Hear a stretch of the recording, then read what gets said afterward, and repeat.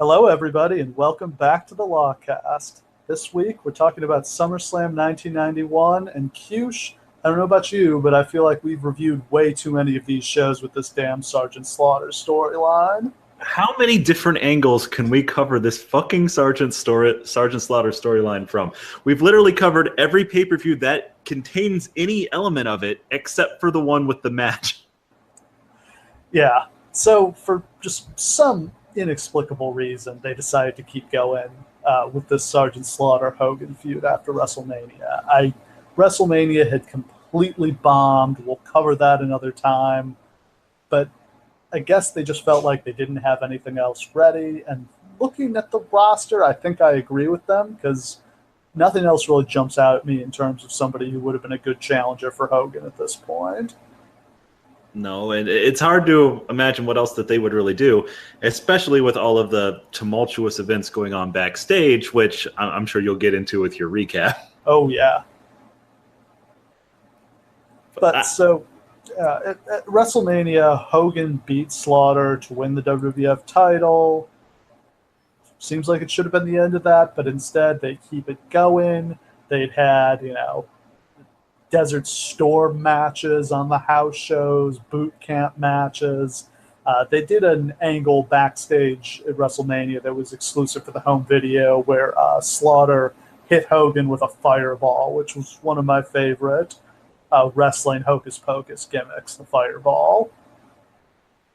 That is always something that I don't know why fire in wrestling are always going to be like so intrinsically linked. It seems like one of those incredibly dangerous things in a crowd full of people in an arena. Like, oh yeah, why on earth would fire be one of those things that you let happen? And like the amount they must have used to pay off the fire marshals in all of these towns is crazy.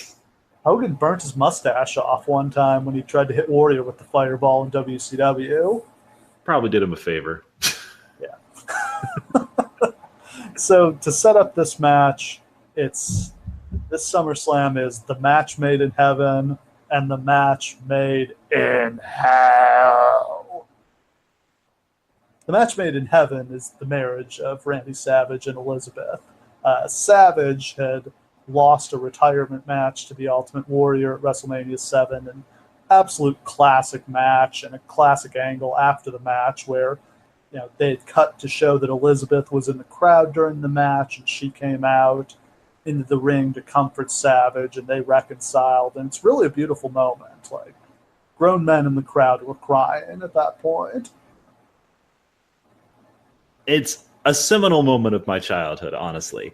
And like, I didn't really start watching wrestling until like 92, so it's something that I watched on VHS tapes, but it's Randy Savage and Elizabeth, from that moment to the proposal to this wedding, are like the only moments of pure goodness maybe in the history of wrestling.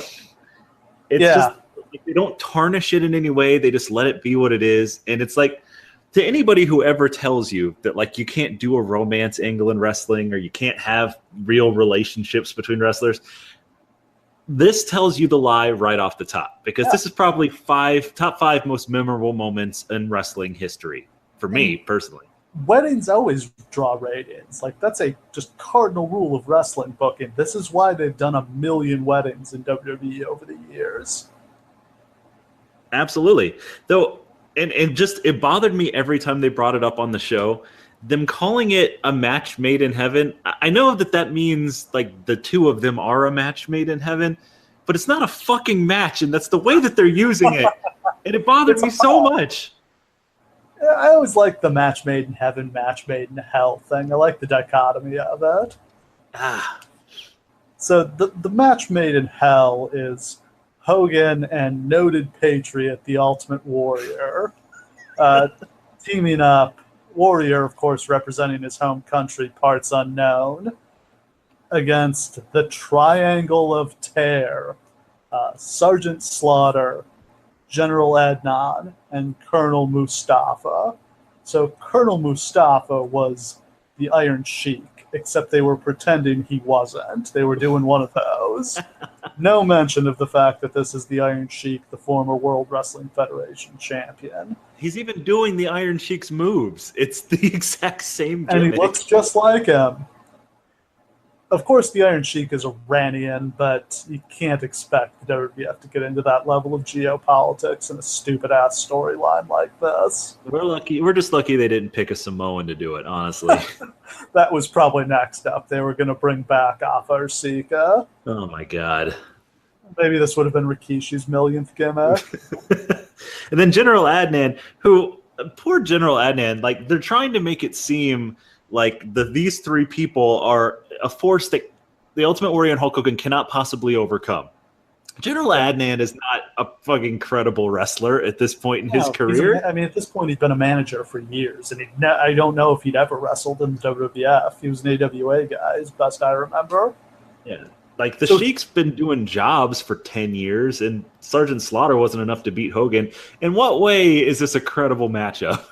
So Adnan has a fascinating backstory, though. He's actually Iraqi and was a personal friend of Saddam Hussein.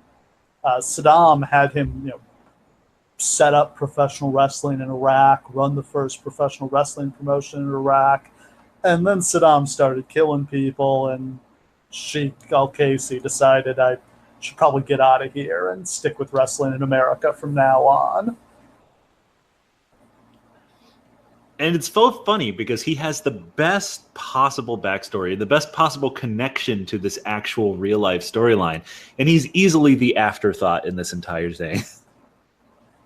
Yeah.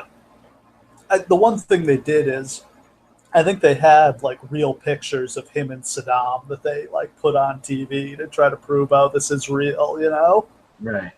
So just... This general who's answering to the sergeant is a real thing. It's just a shame that they didn't have Photoshop back then, so they couldn't have Photoshopped Sergeant Slaughter in the picture, putting his arm around Saddam.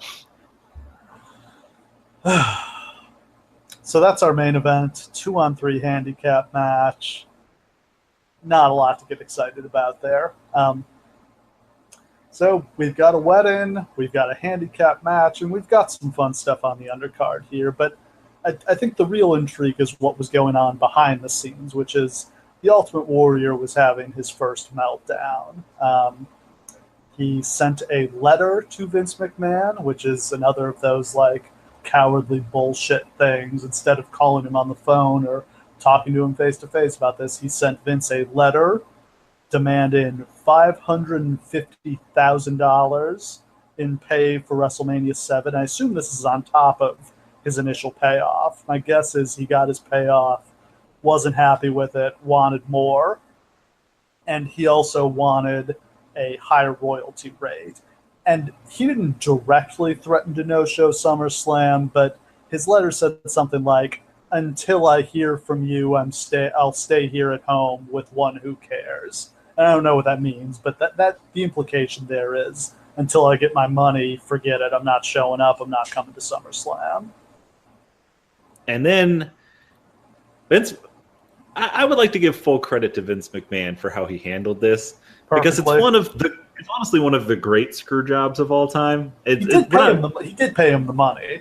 Yeah. And so it's not really a screw job in the Montreal sense, but a beautiful example of how to handle your business in this kind of circumstances.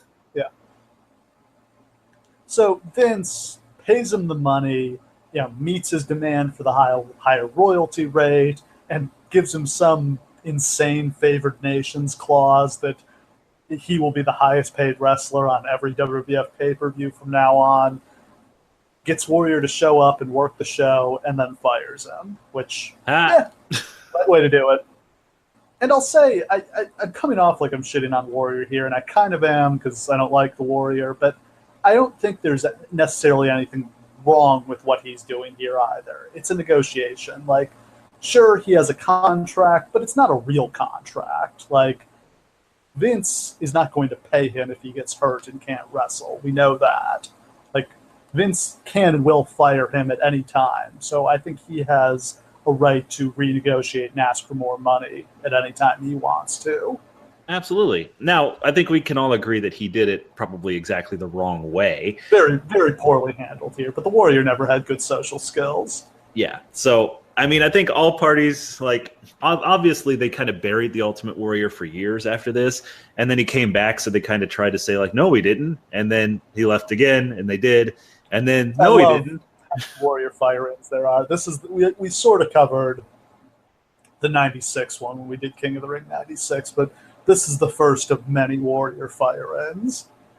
It's just amazing. Like, it shows, like, if you need proof that, like, you can never really burn your bridge with Vince McMahon, just look at the Warrior.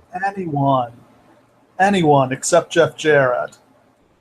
That's the fascinating thing about Jeff Jarrett. What the hell did Jeff Jarrett do? Because the same thing Warrior did is the thing. Yeah, the Warrior like liquidated that bridge multiple times. Yeah, but I mean, the other thing about Jeff Jarrett is Jeff Jarrett's not good enough to bring back. Shane Douglas is another one that like never did business with again. But Shane Douglas is another case of not good enough to bring back. True. That is a good point. I mean, Warrior, for all of his faults, like he made money, and boy, Shane Douglas and Jeff Jarrett, not so much. Yeah, other than all those copies they sold of With My Baby Tonight. Wait, that's a different podcast. My bad. We can only do so much gimmick infringement on this show. So yeah, that's to me the real intrigue is this Warrior story. The rest of this show has some interesting bits on it that we'll get into. But so kicking off the show, we have Vince McMahon cordially inviting us to the wedding of Randy Savage and Miss Elizabeth in his Vince McMahon announcer voice. I say, is cordially the right word when he's screaming at us like that? This had to be a running joke among the guys, this Vince voice, because it's every pay-per-view in this era, and it's so great. It's so great. It's like revisiting this is my favorite thing about doing this podcast because he's so into it, man. Yeah. Like, how many Red Bull, I guess Red Bull didn't exist. Like, how many coffees did he drink to, like, get himself amped up? Like, did he have Bruce Pritchard slapping him to fire him up to do it? How many takes did it take? Like, I always kind of imagined that Vince McMahon was a one-take kind of guy because this is just, like, how he talks all the time. That's what I want to believe. Vince is definitely a one-take guy. Have you ever heard the story of the time he shit his pants before he went out for a promo? No, I have not. Please share. It was a SmackDown. I think it was when he was feuding with Hogan, which is very appropriate for how that feud went. But he just, he went to fart and he accidentally shit himself. It happens, once or twice a year on average, I'd say. Sure.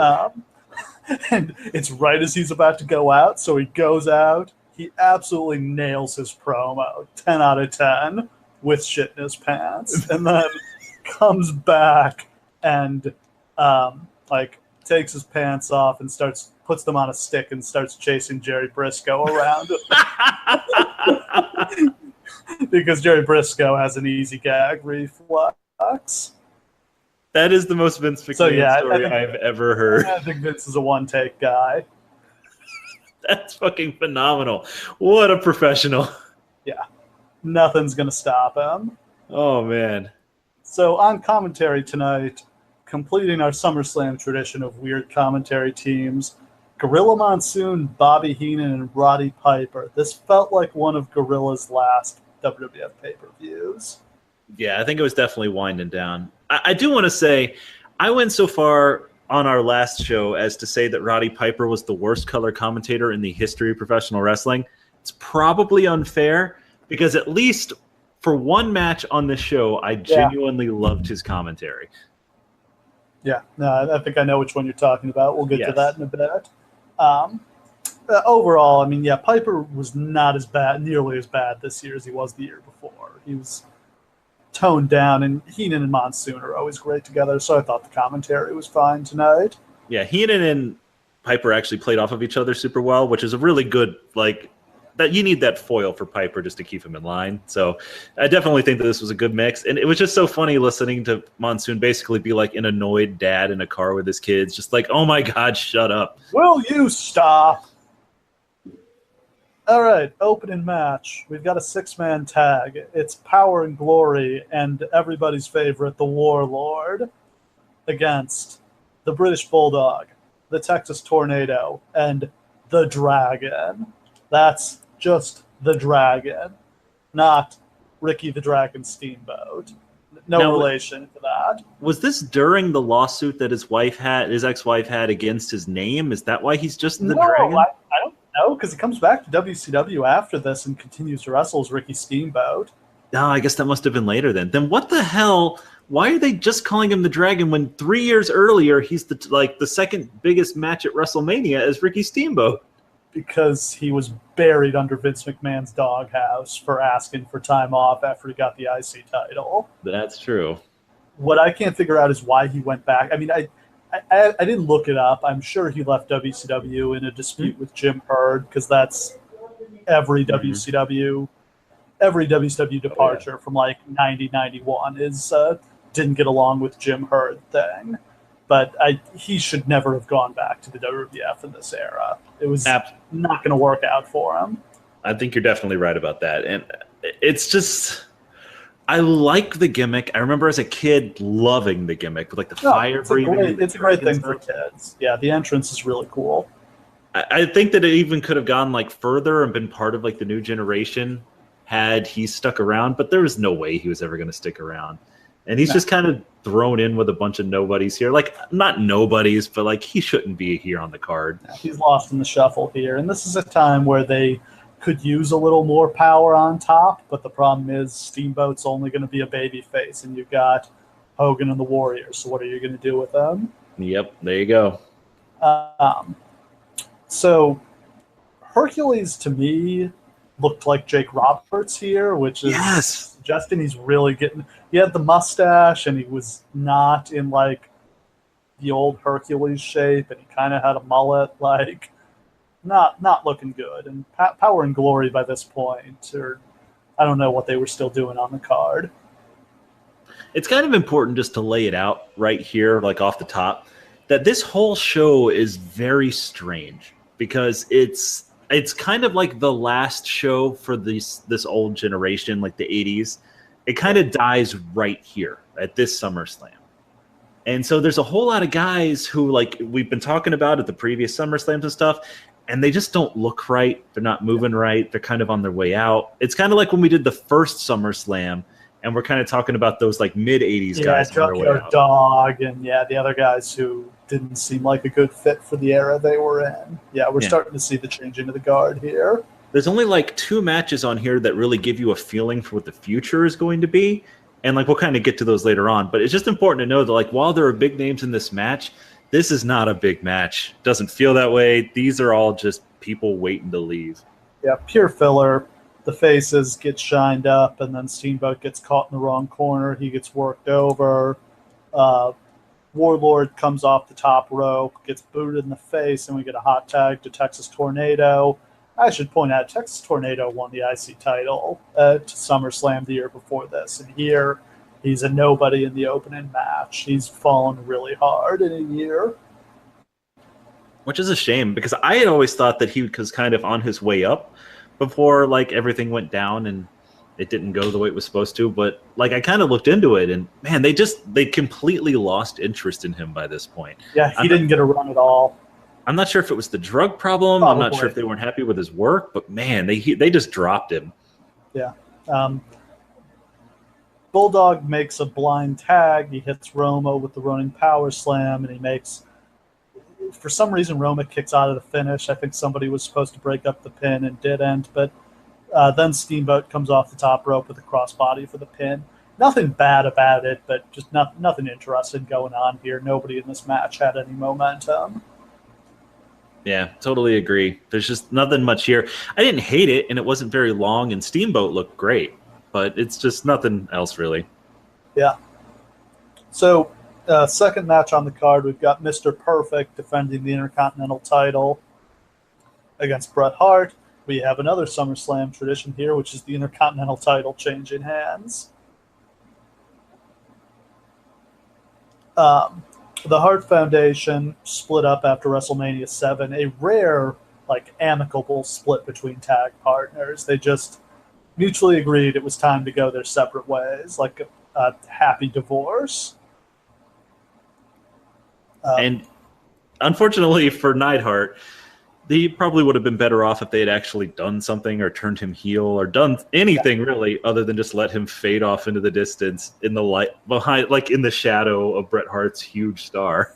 I can't remember if they fired him here or not. I feel like this is one of the times he got fired. He got fired about as frequently as the Warrior did, but he always got brought back. Bret would be like, "Hey Vince, can you do me a favor? Bring Jim back," and Vince would be like, "Okay." Yeah. 6 years later or so, like his name would be like such a dirty name in the wrestling industry that they would bring him back under a mask under the name Who.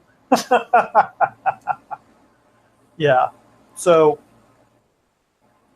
they did a really good job building Bret up to this match. He was wrestling on TV every single week and he'd win every week. And he started off with jobbers and then he moved up to like guys who were basically jobbers, but at least were like regular featured talents on the show, and then like the undercard guys, and then the mid card, and now he's getting his shot. It's just the most basic booking where it's like, we want to feature this guy, we're going to put him on TV every single week, and he's going to win every single week. And it's just the kind of thing that they've lost today. They don't seem to do that with anybody anymore. And it really, like, it highlighted a couple of things that were very important to highlight. One, that Bret Hart is an incredible wrestler, which obviously he is, but it gave him the space to kind of show that that's what was special about him. And two, like, it gave you this end point. Like, he wasn't going, like, now, even if they did this, it would be for the world title, right? You would skip over all the secondary belts, or maybe you'd win one on the way, but who cares? It's not important. Here, like, the end point is Mr. Perfect. Like, if he is as good as he can possibly be and he beats all these people, he will get to Mr. Perfect, who doesn't take him seriously because he's just a tag team wrestler. That's the genius of it. So when he finally gets here, Mr. Perfect doesn't take him seriously. Mr. Perfect isn't trained for this match properly. And that gives us the storyline of this match, and that's why it's so great. Yeah.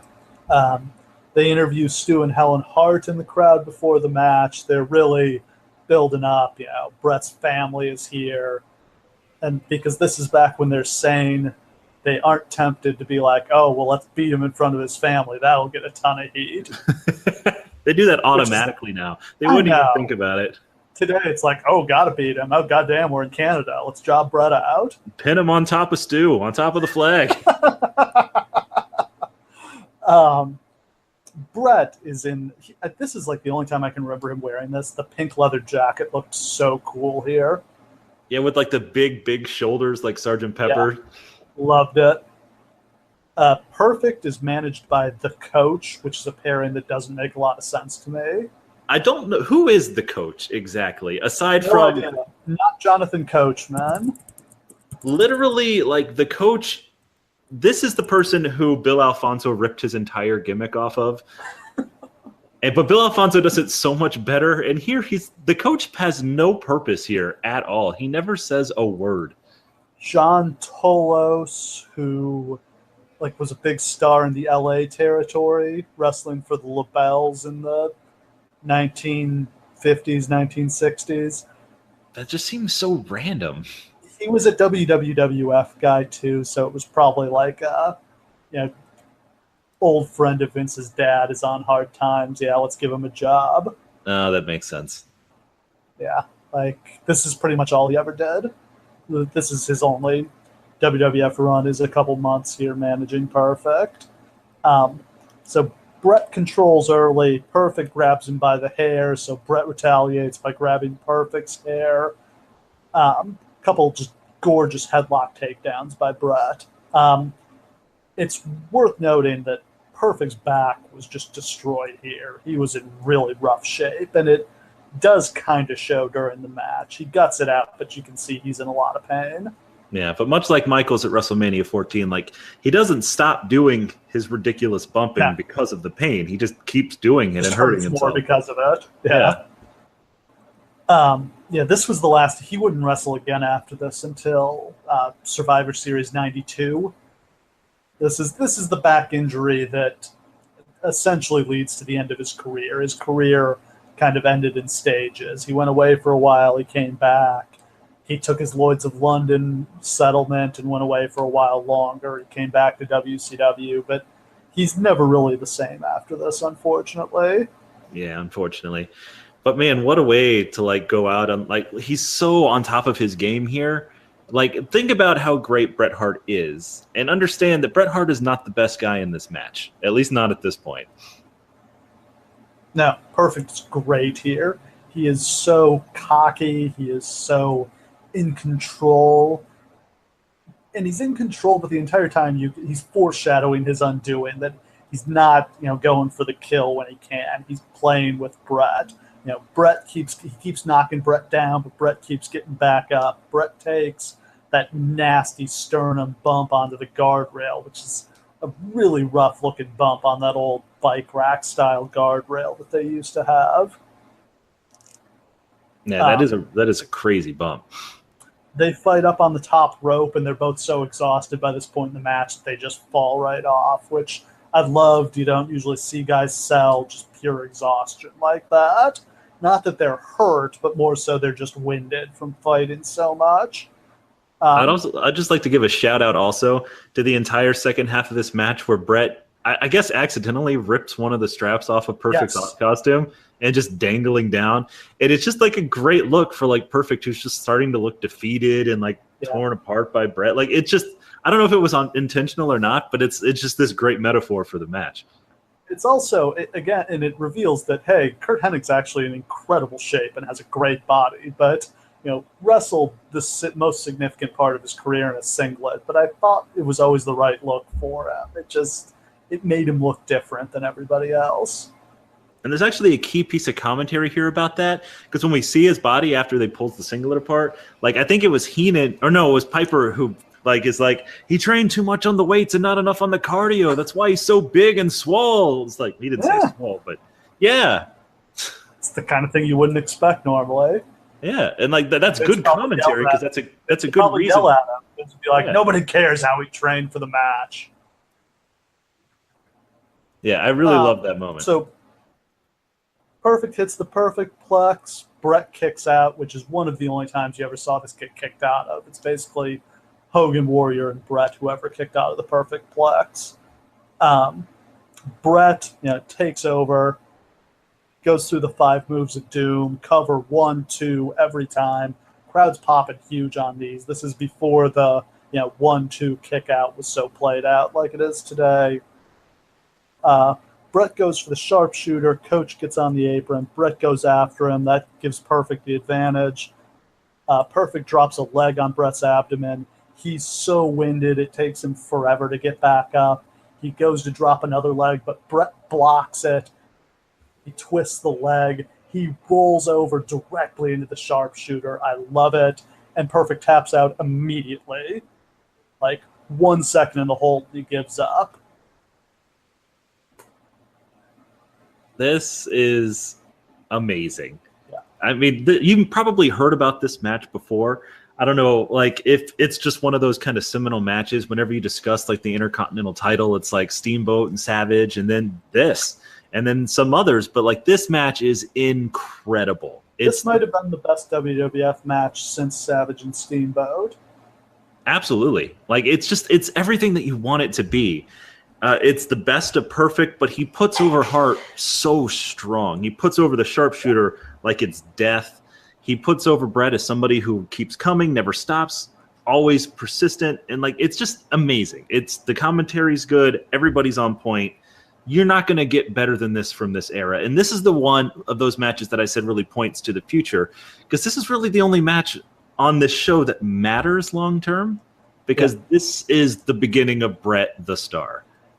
Absolutely. I mean, he's the Intercontinental Champion, and that actually meant something back then. I mean, they were still doing split house shows back then, so he was headlining house shows with that title after this. And the crowd is going bananas for him during this match, especially by the end. They're getting near falls. It's important to note, like now you get near falls when you do like everybody's finisher who's ever walked the earth. They're getting near falls off of like, oh, I tried to do the crucifix pin, but I fell over instead, near fall. Like, oh, I tripped. Pin you, near fall. Like, the crowd's buying it. Yeah. Yeah. I can't praise it enough. I would imagine just about everybody who's listening to this has seen this match, but if you haven't, go watch it. And if you haven't seen it for a while, go watch it again. It's worth your 20 minutes. Absolutely. Next up, not worth any amount of time, is the Bushwhackers against the Natural Disasters.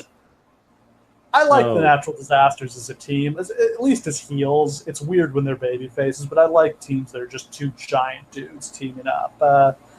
Never been so into the Bushwhackers. I get it, but just not for me. It's just a shame because the Natural Disasters are kind of like 3 years too late, right?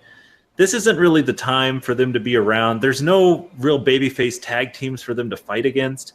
Like, if they had been up against, like, the Young British Bulldogs or the Young Heart Foundation or the Rockers, like, this would have been a really great place. All of that's coming to an end, though. So they don't really have anyone to fight or anyone to be monsters against. They could have put them against Hogan and Warrior. That's, like, one of the, like, alternate universe main events for this show. Sure. But, yeah, just not much for him. And how far has it... Again, Earthquake was in the sub-main event of the show the previous year against Hogan. And here he's in this nothing tag match. Yeah, and I mean, then there's Andre, who's there. I think this is his last WWF appearance. It is, yeah. And he's on crutches. He looks terrible.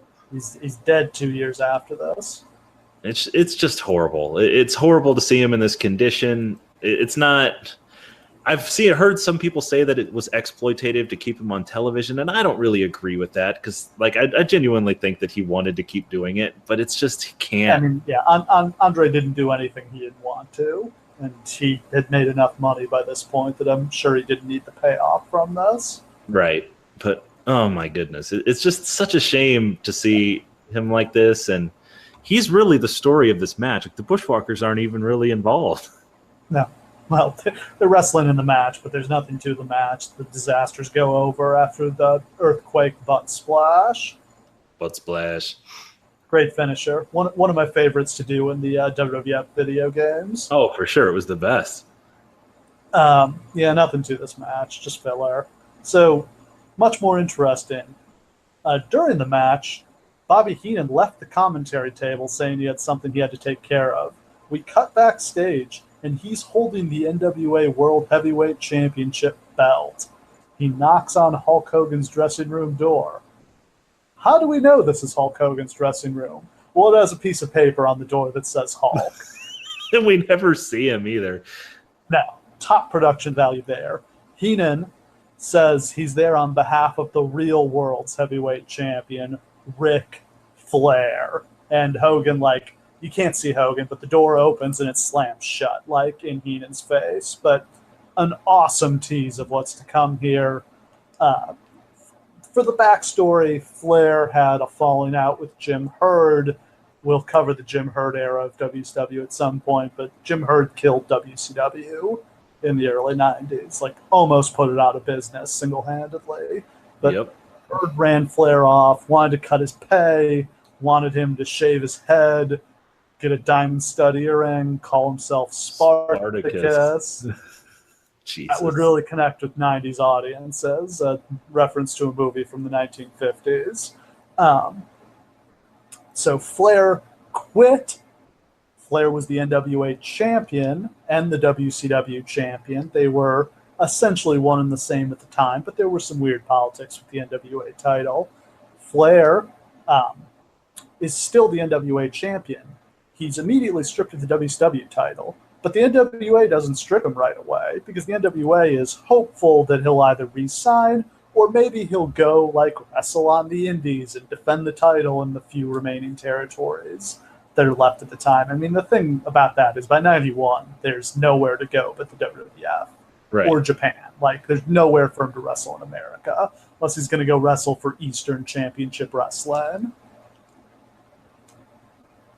But so eventually they do strip him of the belt, but they don't pay him back the deposit he's owed, the $25,000 cash that he put down when he got the belt.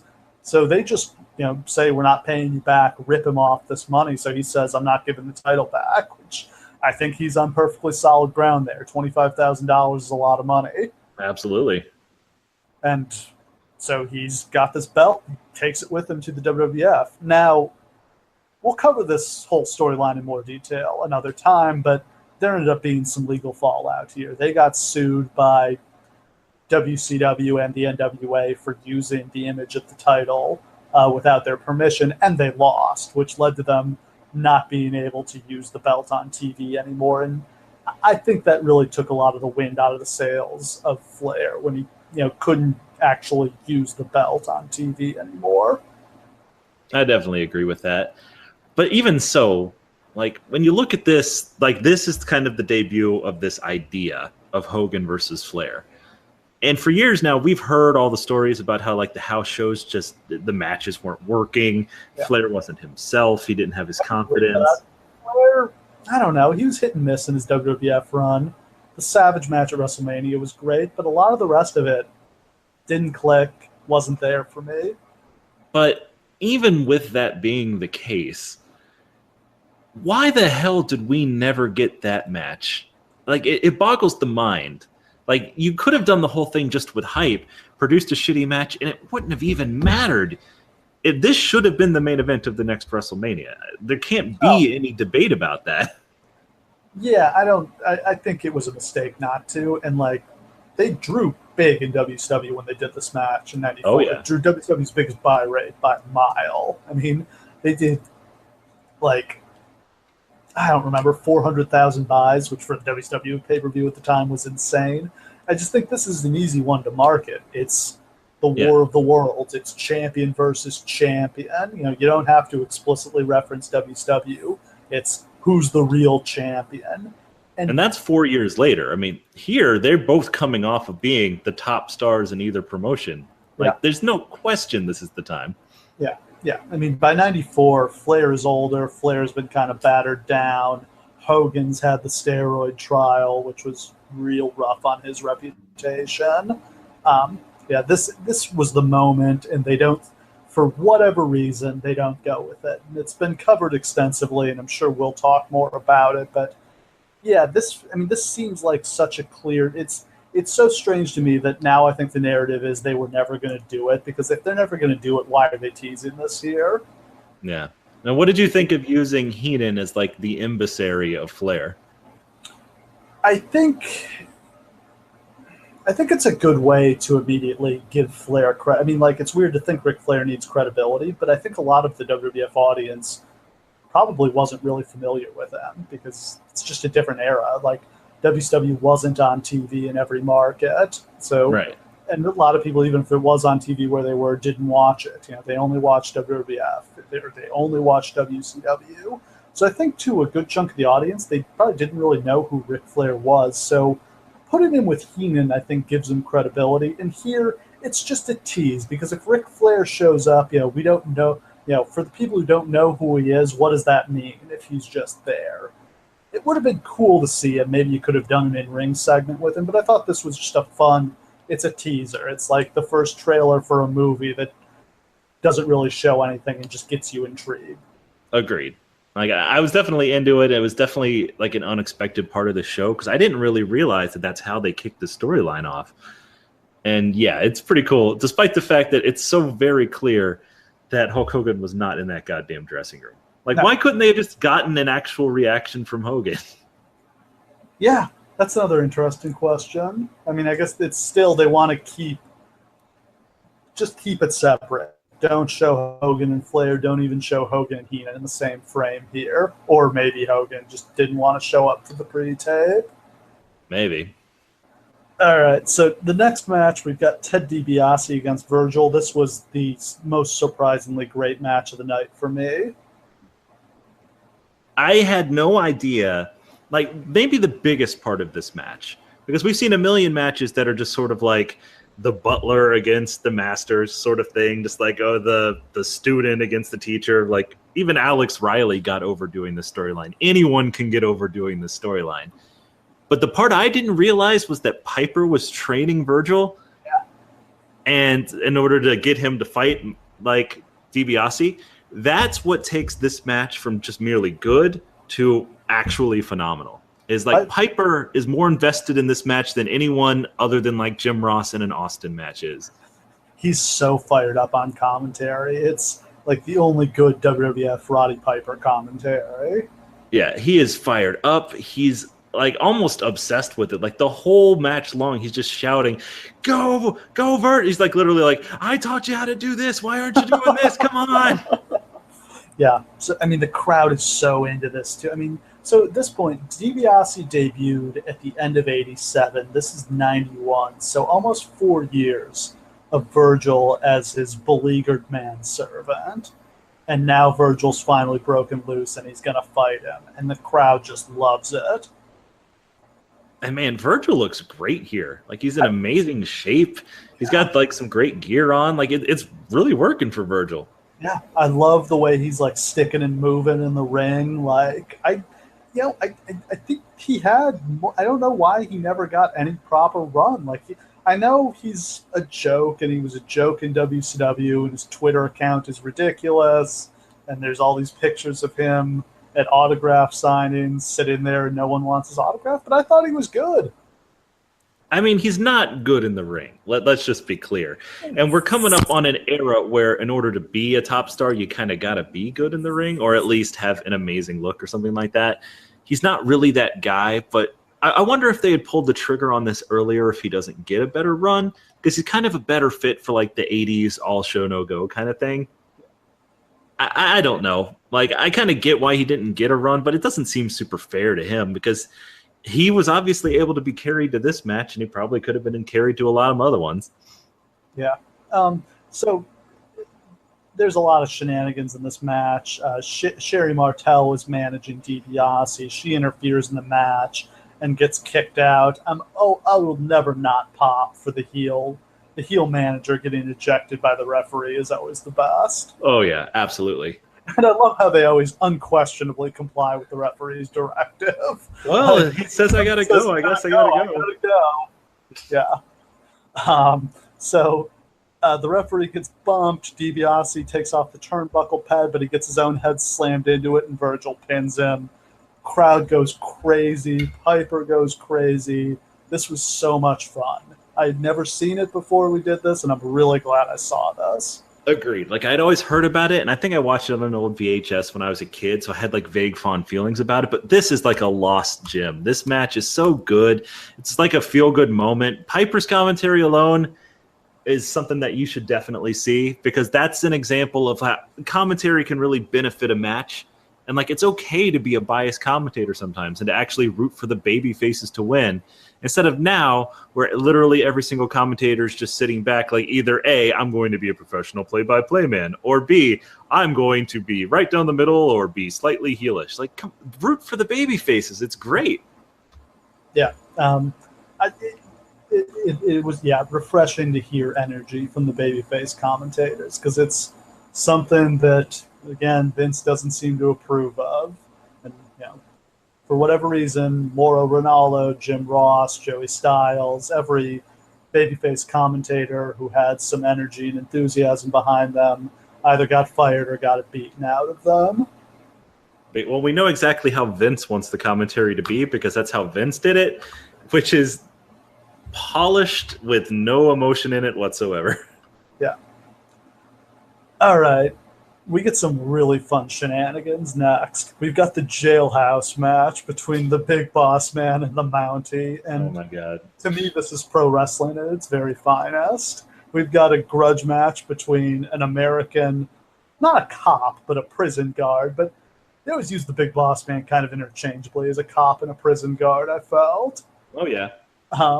And the Mountie, the Canadian, the elitist Royal Canadian Mounted Policeman.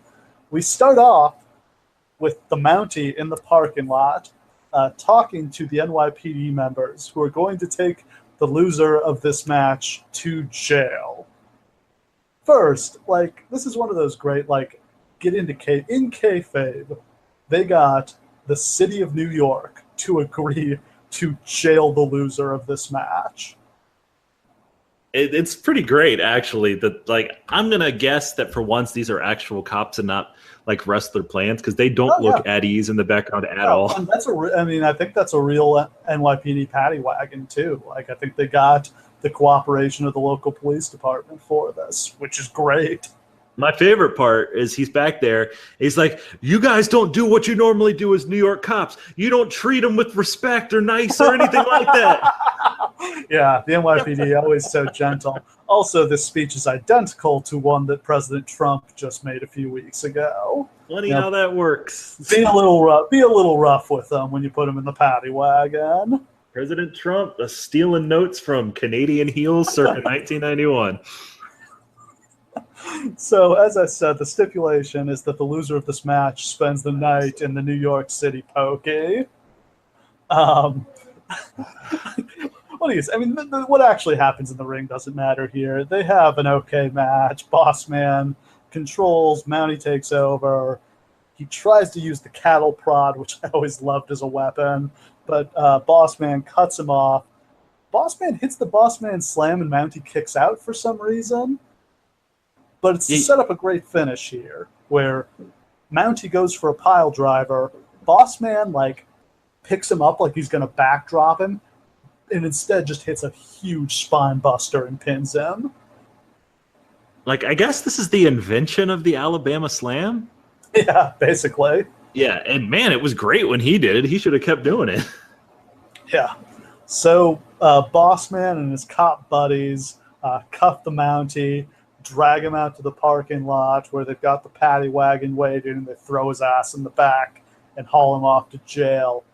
And then throughout the rest of the night, we would get these skits of the Mountie in jail, and we'll go through them as we go. But first, there's a bunch of interviews here, and then we see the Mountie getting his mugshot taken, and then they go to fingerprint him, and he's like, "Oh, you want the finger? I'll give you the finger," and he flips him off. Which is my favorite is for 1991. Oh yeah, my favorite is when they're trying to take a picture of him and he won't show them their face, and one of the cops is like, "Hey, I guess Bossman kicked your ass, huh?" And he's like, "What?" And they take the picture. So next up, we got Mean Gene interviewing Sid Justice, making his WWF debut as the referee in the main event tonight. Another SummerSlam tradition, weird guest referees for the main event tag match. So Sid, they're doing a weird one with him where they're not treating him like he's, white meat babyface rookie, but they're not, of course, they can't actually acknowledge that, this guy was in WCW and he was a main eventer there, but they're kind of going halfway with it. When I was watching this show, my wife actually asked me, why is he Sid Justice? And I was like, well, he's a babyface, so he can't be Sid Vicious. Of course not. You can just 100% see Vince be like, he's all about justice because he's the ref. Yeah. So Vince saw huge money in Sid. Vince thought Sid was the next Hulk Hogan. Yeah. And that wasn't crazy. If Sid had Hogan's, I don't know what the right term is, Hogan's sanity is a weird way to put it, but all in all, Hulk Hogan was a pretty professional guy for the most part. Hogan never wanted to take 6 months off to play softball. If he had had Hogan's mindset, he could have been the top guy, unquestionably, to me. I don't know. I'm not sure that Sid, maybe it's kind of like the anti-Steamboat, but everywhere Sid went, he was over when he was a heel. He was cheered as a heel. Yeah, exactly. Yeah, it's one of those. People only liked him when he was a bad guy. They eventually kind of tap into that, when he comes back as Psycho Sid and in the ECW for a little while and stuff. People want to cheer him. Shawn Michaels in the Garden completely takes a shit on Shawn at Survivor Series 96. Yeah, because he was cool. He looked awesome. He was kind of a badass. He always looked amazing. Just an such huge size, incredible physique. He you looked can understand why crazy. Promoters drooled over him. And then he could work a little bit, and his power bombs looked great. Oh, I love the way he'd stick people with that power bomb. It's just one of those things where if they had understood the idea of the anti-hero this early on, the anti-hero is not something they truly understood until probably the 2000s, honestly. Steve Austin. Yeah, Austin made them figure it out. Yeah. It was too obvious to mess with Austin. But yeah, they didn't get it. And Vince offered Sid the keys to the kingdom, and he was like, well, no, I think I'd rather be a heel. What do you do? And then he got busted for HGH or steroids or something. They had to fire him. Yeah. Say la vie. It's actually, and it's funny when you think about it, because Sid might be the biggest star in wrestling history that you don't place anywhere in particular. You know what I mean? Like, he was in WWF, and then WCW, and then WWF, and then WCW, and then, like, it's just, he's always there, and he's always over. Yeah. But he never had that run, you know? No. Because every time it seemed like they were gearing up for him, something would happen. He'd get hurt, or he'd get suspended. He'd try to murder Arn Anderson. The fact that he was like forgiven for that is kind of shocking to me. Well, from everything that I've heard, like, he's genuinely like a thoughtful, interesting guy outside of wrestling. Like, I listened to a shoot interview and I was amazed by what just like a normal dude he sounded like. I was actually thinking the other day I'd never heard him on a podcast, which is kind of curious because today almost every wrestler has their own podcast, or at least they've done the full circuit and been on everybody's podcast. But yeah, I've never heard anything from Sid. I genuinely recommend that you go and seek out like his RF video shoot interview. Yeah. It's genuinely fascinating. Like, he's a guy who has a lot of weird views and like opinions on wrestling, but like, he's just not who you think he would be. So next up, we've got the Tag Team Championship. We've got the Nasty Boys defending against the Legion of Doom in a no disqualification match. It's no DQ, but that didn't really play much of any role in this match. They basically just wrestled it like it was a normal tag match. Yep. This wasn't a very good match. No. Like, worse than the typical Nasty Boys fare. I'll never understand how the Nasty Boys kind of got where they got, because they're really not very good, and their look's not that great. They never had like cool music, and it's just like, here is, if you're going to be friends with people, don't be friends with people who suck, because you're going to have to boost your friends. So be friends with people who are actually good. Like, I guess that's the big question. Like, why the fuck didn't Hogan ever make friends with anybody who was any good at all? Because he has an inferiority complex. Maybe. Like, if he had made friends with Ricky Steamboat, well, how different is the wrestling world? Yeah, like, look at Kevin Nash's friends. Kevin Nash's friends are Shawn Michaels, Scott Hall, Sean Waltman, Triple H. Friends with people who are good. So when it came time to push his friends, it was okay because his friends were all awesome. And it's worth mentioning that friend group, that like friend group of 5 people, would go on to literally create like the biggest boom period in wrestling history. Just that group of friends. Yeah. Like, so, goals for your friend group wherever you are. Yeah. So this match, LOD wins. They use Jimmy Hart's motorcycle helmet as a weapon and then hit the Doomsday device, and they win the tag belts. Yay. LOD and the WWF never clicked. Just didn't work. I don't think they ever could have been made to look as dominant as they would have needed to be LOD. Yeah. Because it was a lot more equality in terms of like winning and losing when it comes to WWF. The truth is, they should have come in and gotten the Demolition Run. I knew you'd find a way to shit on Demolition. Fuck Demolition. They're gone, and you're still. Oh, I can't wait till we do SummerSlam '92. Yes, it's just they had already done a Demolition, so to bring in basically a better but still another Demolition, there wasn't room for another 2-year winning streak. You know what I mean? Like, it had already been done.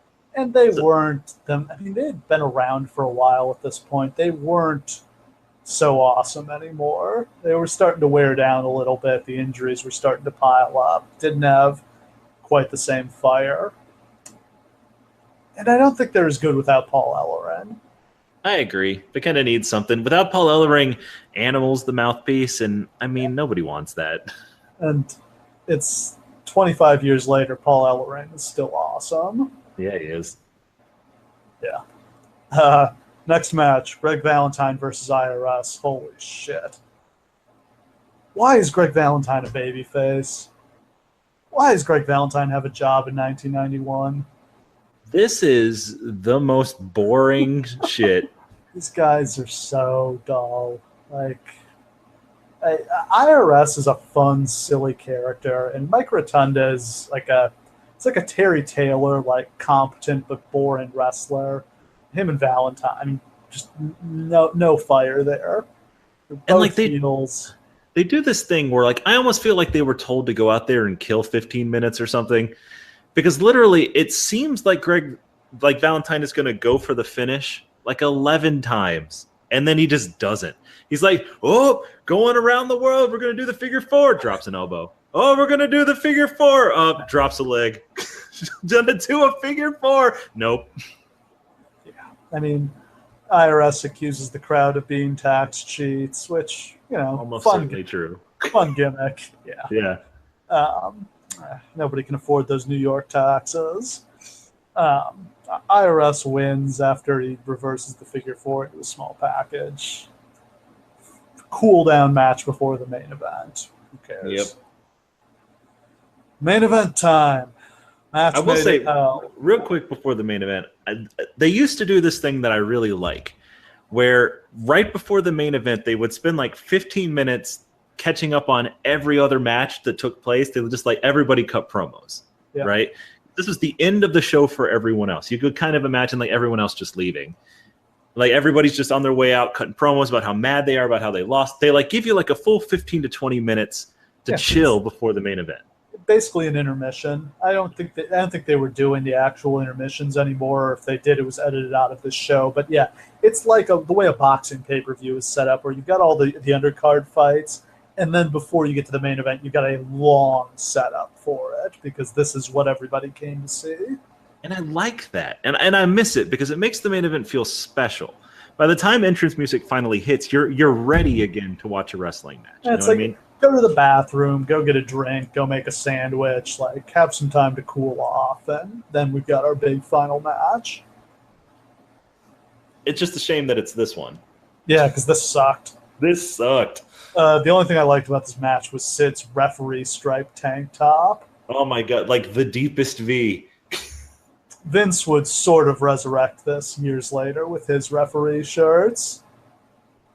It's just so great. Like, I just love seeing gigantic, muscly people attempt to wear normal people clothes. It's just like not possible. Yeah, this is why wrestlers wear fanny packs. Yep. They can't fit things in their pockets. Yeah, I mean, there was a lot of heat for Slaughter here, but it's the same problem we've had for a while with Slaughter, that nobody takes seriously that these guys can beat Hogan and Warrior. It's not going to happen. No, absolutely not. And like, I can't even tell you like any specific thing that happened in this match, or like, honestly, I can't. Like, I just finished watching it.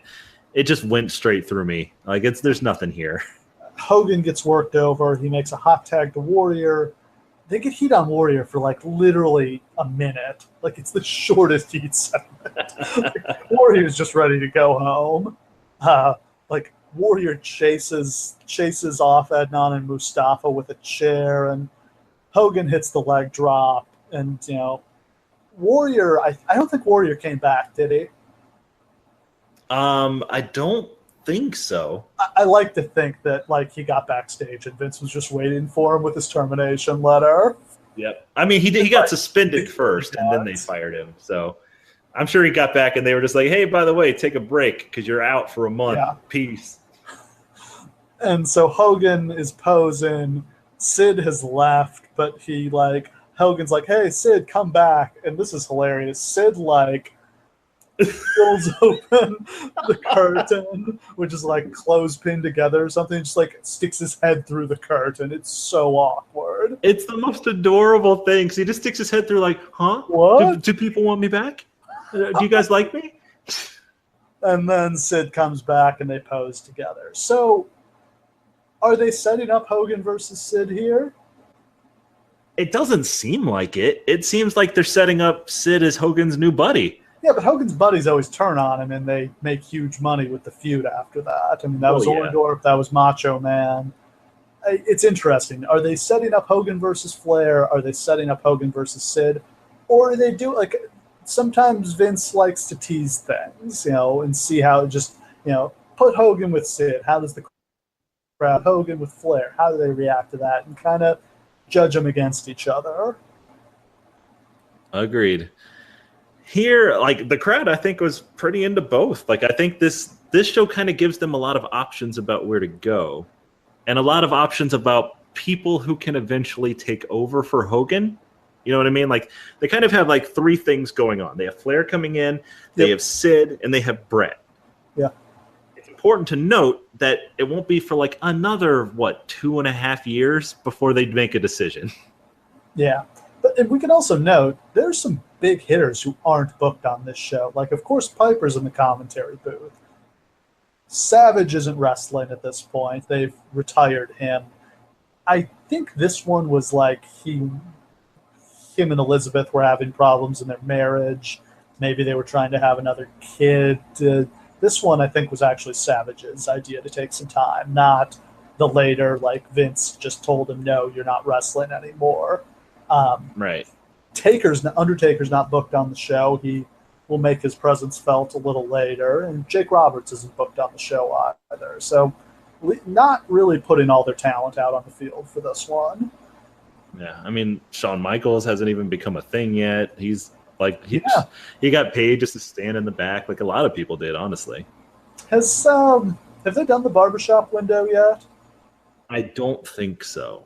I think that's a little bit later because he wrestles. Yeah, because he's single by WrestleMania 8. He wrestles Tito at that show. So anyway, we cut back to jail where we meet the Mounties' cellmate, which is a big leather-clad gentleman, perhaps of the homosexual persuasion, I would think. And this is funny because, as we know, rape is hilarious if it is man on man and occurs in prison. Yeah, it was. Mountie's gonna get it in the butt tonight. Yeah, he sure is. Do you like how leather feels on your body? Yeah. It's pro wrestling. It's pro wrestling. I'm not going to defend it, but, it's harmless, mostly. Right. Okay, wedding time.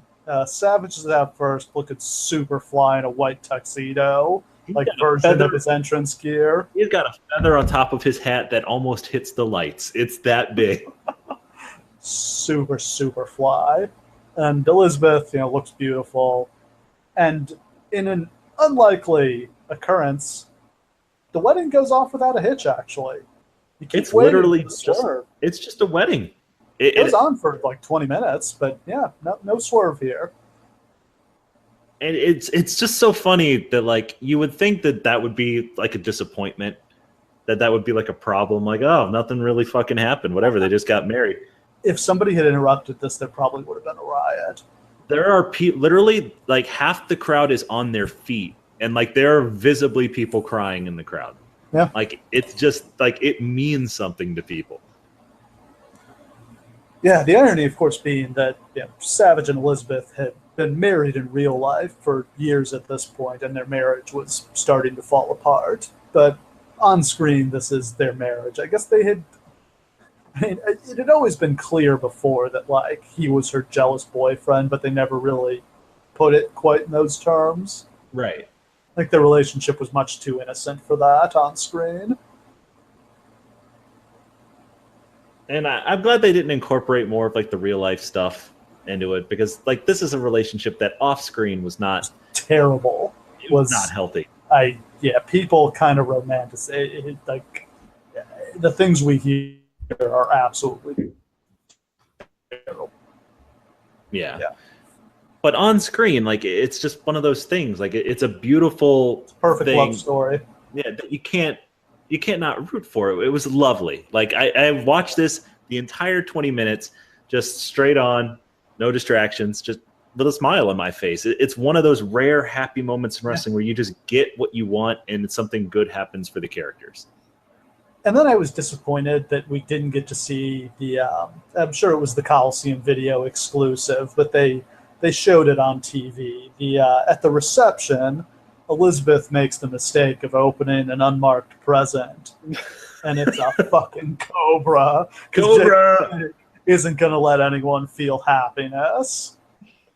And then Savage is like, what? And Undertaker shows up and knocks the fuck out of him with the urn. Oh my god.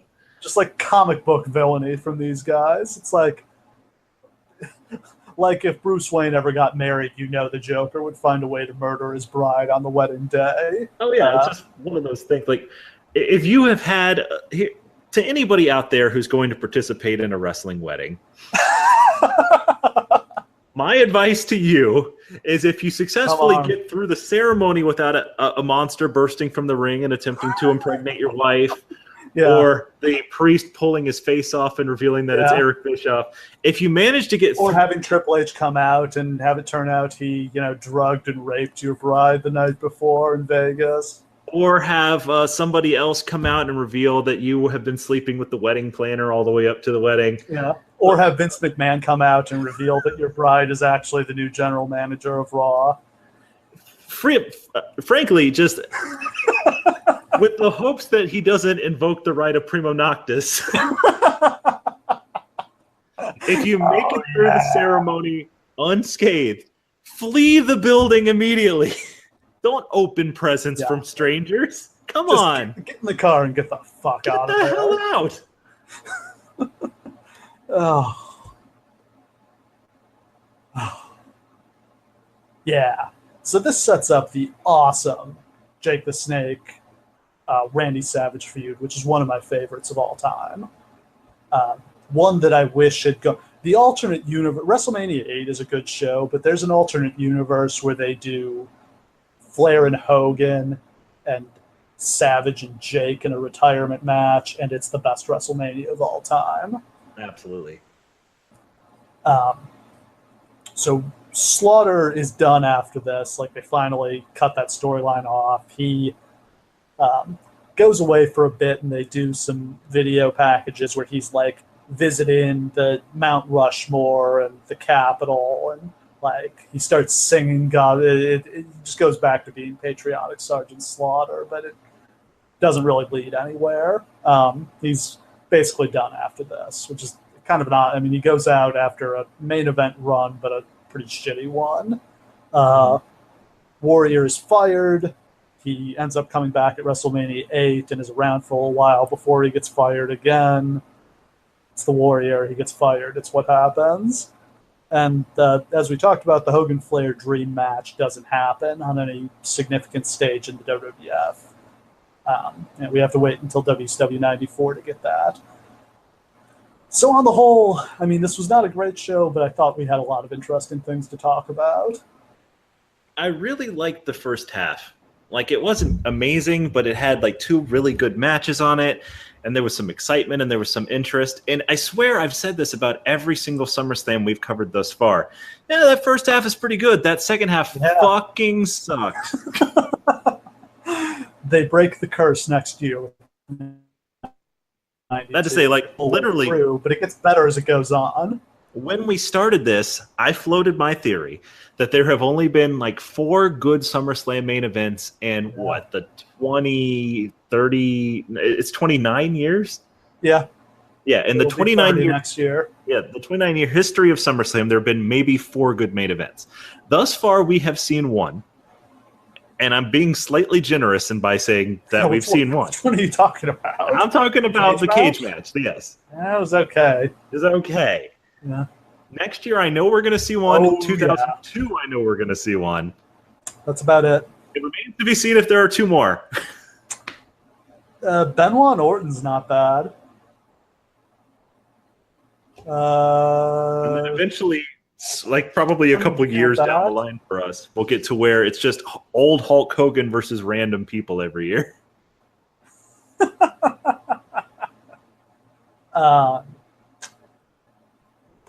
Cena and Bryan was really great in 2013. That was great. That's true. Taker and Brock had an awesome match with a terrible finish a couple years ago. And I like Triple H versus Brock too, honestly. That was good, actually. They find redemption in the 2010s, although I'm not. Well, SummerSlam's didn't like SummerSlam last year. Not looking forward to this year. Well, SummerSlam's new identity is sort of as the Brock Lesnar show. Hipster WrestleMania. Yeah, so it's just sort of It's interesting how they've done it that way, but we can talk more about this year's WrestleMania maybe on our next one, because we're doing 2. Ooh. Double. Yeah, we're coming right back at you with SummerSlam 1992. Wembley Stadium, maybe the greatest SummerSlam of them all. And here's a fun tidbit for all you guys at home. I have never seen this show. Whoa! I have never seen this show. I have seen Bulldog versus Bret. I have not seen a single other match. Wow. I am really absolutely excited. Yeah. No, and I love outdoor wrestling shows. Anything that gives you a break from the monotony of a 10,000 seat arena is wonderful to me. I'm looking at the Wikipedia rundown of it right now. There's going to be so much interesting crap on here. A whole bunch of new characters. Like, we got just weird crap like Nails and Papa Shango. I guess he's in the dark match. Crush and Repo Man, the Beverly Brothers. A lot of people conspicuous by their absence. Yes. And then just tucked in there, a 30-minute Ultimate Warrior match. And it's awesome, believe it or not. No, as far as I'm aware, Warrior cannot go for 30 minutes. Oh, but with Randy Savage and Pat Patterson planning the match out hold for hold, he can. There you go. I can't wait to see it. It's going to be awesome, and you guys can experience it just with me. All right, so I think that wraps us up for this week. We'll be back at you tomorrow. Yeah. So look forward to that. SummerSlam 1992. Happy SummerSlam weekend, everybody. It's the second best weekend of the year to be a wrestling fan. Woo! All right, thanks for listening. We'll be back at you tomorrow. Bye, everybody.